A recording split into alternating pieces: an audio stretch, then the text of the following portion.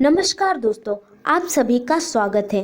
दोस्तों, आज की इस वीडियो के ज़रिए मैं आपके समक्ष भगवान श्री कृष्ण की कहानी प्रस्तुत करने जा रही हूँ, जो आपके मन में कृष्ण के प्रति विश्वास को भर देगा। दोस्तों, आपको इस कहानी से बहुत कुछ सीखने को मिलेगा, तो कृपया इस कहानी को अंत तक ध्यान से ज़रूर सुनें। तो बिना समय गवाए चलिए इस कहानी को शुरू करते हैं। ये कहानी है एक छोटी सी गौरैया की श्री कृष्ण पर विश्वास का। जब कुरुक्षेत्र के युद्ध क्षेत्र को विशाल सेनाओं के आवागमन की सुविधा के लिए तैयार किया जा रहा था, उन्होंने हाथियों का इस्तेमाल पेड़ों को उखाड़ने और जमीन साफ करने के लिए किया था। ऐसे ही एक पेड़ पर एक गौरैया अपने 4 बच्चों के साथ रहती थी। जब उस पेड़ को उखाड़ा जा रहा था तो उसका घोंसला नीचे जमीन पर गिर गया, लेकिन चमत्कारी रूप से उसकी संतानें अनहोनी से बच गई। बच्चे अभी बहुत छोटे होने के कारण उड़ने में असमर्थ थे। इस पर कमजोर और भयभीत गौरैया मदद के लिए इधर उधर देखती रही। तभी उसने कृष्ण को अर्जुन के साथ वहां आते देखा।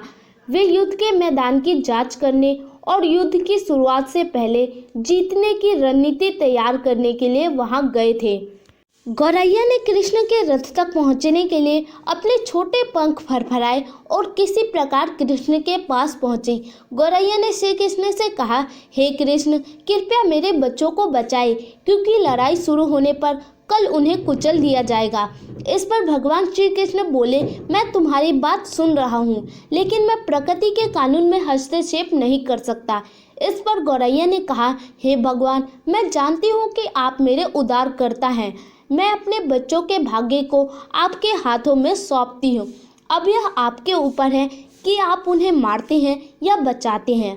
भगवान श्री कृष्ण ने एक साधारण व्यक्ति की तरह उससे बात की, जिसका आशय था कि वह ऐसा कुछ भी नहीं था जिसके बारे में वो कुछ भी कर सकते थे।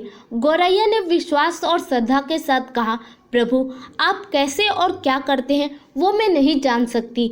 आप स्वयं काल के नियंता हैं, यह मुझे पता है। मैं सारी स्थिति, परिस्थिति और खुद को परिवार सहित आपको समर्पण करती हूँ। इस पर श्री कृष्ण बोले, अपने घोंसले में 3 सप्ताह के लिए भोजन का संग्रह करो। गौरैया और श्री कृष्ण के संवाद से अनभिज्ञ अर्जुन गौरैया को दूर भगाने की कोशिश करते हैं। गौरैया ने अपने पंखों को कुछ मिनटों के लिए फुलाया और फिर अपने घोंसले में वापस चली गई। 2 दिन बाद शंख के उद्घोष से युद्ध शुरू होने की घोषणा की गई। इस पर कृष्ण ने अर्जुन से कहा, अपने धनुष और बाण मुझे दो। अर्जुन चौंका, क्योंकि कृष्ण ने युद्ध में कोई भी शस्त्र नहीं उठाने की शपथ ली थी। इसके अतिरिक्त अर्जुन का मानना था कि वही सबसे अच्छा धनुर्धर है। अर्जुन ने श्री कृष्ण से कहा, मुझे आज्ञा दे केशव। अर्जुन ने दृढ़ विश्वास के साथ श्री कृष्ण से कहा, मेरे तीरों के लिए कुछ भी अवैध नहीं है। इसके बाद चुपचाप अर्जुन से धनुष लेकर कृष्ण ने एक हाथी को निशाना बनाया, लेकिन हाथी को मार के नीचे गिराने के बजाय तीर हाथी के गले की बड़ी घंटी में जाकर टकराया और एक चिंगारी से उड़ गई और हाथी के गले की घंटी टूटकर नीचे गिर गई। अर्जुन ये देखकर अपनी हंसी नहीं रोक पाया कि भगवान श्री कृष्ण एक आसान सा निशाना चूक गए। क्या मैं प्रयास करूं? अर्जुन ने स्वयं को प्रस्तुत किया। उसकी प्रतिक्रिया को नजरअंदाज करते हुए कृष्ण ने उन्हें धनुष वापस दिया और कहा कि कोई और कार्यवाही आवश्यक नहीं है। इस पर अर्जुन ने श्री कृष्ण से पूछा कि हे केशव, तुमने हाथी को क्यों तीर मारा? इस पर कृष्ण ने कहा कि इस हाथी ने उस गौरैया के आश्रय उसके घोंसले को, जो कि एक पेड़ पर था, उसको गिरा दिया था। इस पर अर्जुन ने पूछा, कौन सी गौरैया? इस पर अर्जुन ने कहा, हाथी तो अभी स्वस्थ और जीवित है, केवल उसके गले की घंटी ही टूटकर नीचे गिरी है। अर्जुन के सवालों को खारिज करते हुए कृष्ण ने उन्हें शंख फूंकने को कहा। युद्ध शुरू हुआ। अगले 18 दिनों में कई जाने चले गए। अंत में पांडवों की जीत हुई। एक बार फिर कृष्ण ने अर्जुन को अपने साथ सुदूर क्षेत्र में भ्रमण करने के लिए ले गए। कई शव अभी भी वहां थे, जो उनके अंतिम संस्कार का इंतजार कर रहे थे। युद्ध का मैदान गंभीर अंगों और सिर बेजान सैनिकों और हाथियों से अटा पड़ा था।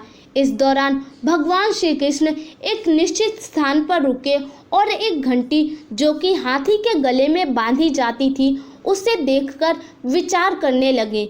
भगवान श्री कृष्ण ने अर्जुन से कहा, क्या आप मेरे लिए यह घंटी उठाकर उसे एक तरफ रख दोगे? निर्देश बिल्कुल सरल था, परंतु अर्जुन के समझ में नहीं आया। आखिरकार विशाल मैदान में जहां बहुत सी अन्य चीज़ों को साफ करने की ज़रूरत थी, कृष्ण उस धातु के एक टुकड़े को रास्ते से हटाने के लिए क्यों कहेंगे? इस पर अर्जुन ने प्रश्नवाचक दृष्टि से उनकी ओर देखा। इस पर कृष्ण से कहा, हाँ, यह घंटी। कृष्ण ने दोहराया, यह वही घंटी है जो हाथी की गर्दन से टूट पड़ी थी, जिस पर मैंने तीर मारा था। अर्जुन बिना किसी सवाल के भारी घंटी उठाने के लिए नीचे झुका। जैसे ही उन्होंने उसे उठाया, उसकी हमेशा के लिए जैसे दुनिया ही बदल गई। उस घंटी के नीचे 1, 2, 3, 4 और 5 4 युवा पक्षियों और उसके बाद एक गौरैया उस घंटी के नीचे से निकले। बाहर निकल के माँ और छोटे पक्षी कृष्ण के इर्द गिर्द मंडराने लगे और आनंदपूर्वक उनकी परिक्रमा करने लगे। 18 दिन चले घंघोर युद्ध के पहले काटी गई एक घंटी ने पूरे परिवार की रक्षा की थी। मुझे क्षमा करें हे कृष्ण, अर्जुन ने कहा, आपको मानव शरीर में देखकर और सामान्य मनुष्य की तरह व्यवहार करते हुए मैं भूल गया था कि आप वास्तव में कौन हैं।